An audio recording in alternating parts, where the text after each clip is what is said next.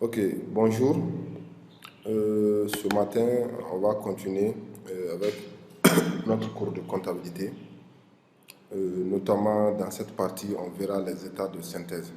J'espère qu'on a parcouru toutes les méthodes de saisie depuis le journal, en passant par la saisie analytique et aussi les écritures de fin de période. Donc maintenant, en tant que comptable, quand on arrive en fin d'année ou en fin de mois, on doit produire des états de synthèse qui sont le bilan et le compte de résultat.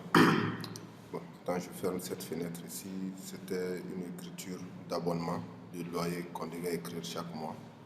On n'avait pas saisi pour le mois d'octobre et pour le mois de novembre. Ok.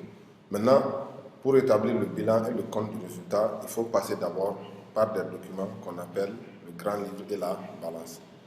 Après avoir saisi dans les journaux comptables, le logiciel va nous faciliter la répartition des écritures qui doivent être imputées au niveau du compte du résultat et au niveau du bilan. Maintenant, les écritures que nous avons dans nos journaux, on va voir les détails de chacune. Maintenant, pour voir ces détails, on a deux possibilités. Soit on clique sur consulter les comptes.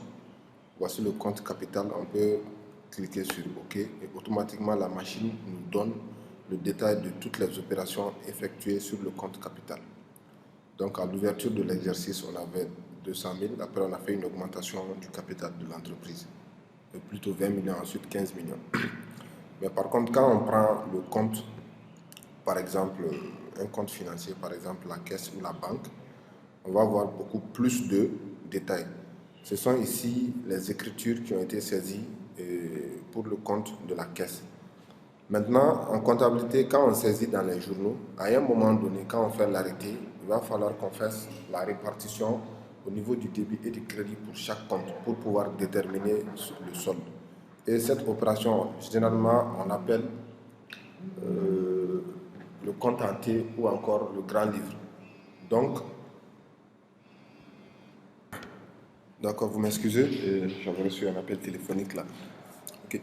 Donc, maintenant, nous avons les détails des opérations pour le compte caisse. Donc, ce sont ces détails d'opérations qu'on appelle de grand livre. Donc, on est en mode saisie ici, donc on peut faire la visualisation. Donc, pour voir le grand livre d'un compte, on vient juste à état. Donc, cette dernière partie du coup va porter uniquement sur les états.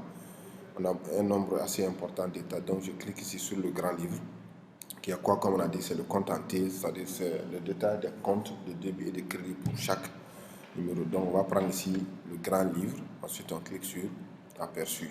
Maintenant, on définit la période pour laquelle on veut faire afficher le détail des comptes, c'est-à-dire le grand livre.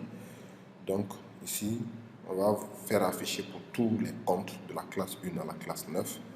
Ensuite, si on veut plus de critères, voilà, on peut cocher des options en fonction de ce que nous voulons.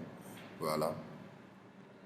Donc, je clique sur OK et il me fait un aperçu du grand livre de chaque compte. Voilà, pour le compte capital, on vient de voir le montant. On a 220 millions de crédits, après on a 15 millions. Donc, on a un solde crédité. Et dans la lecture, vous voyez que tous les soldes créditaires sont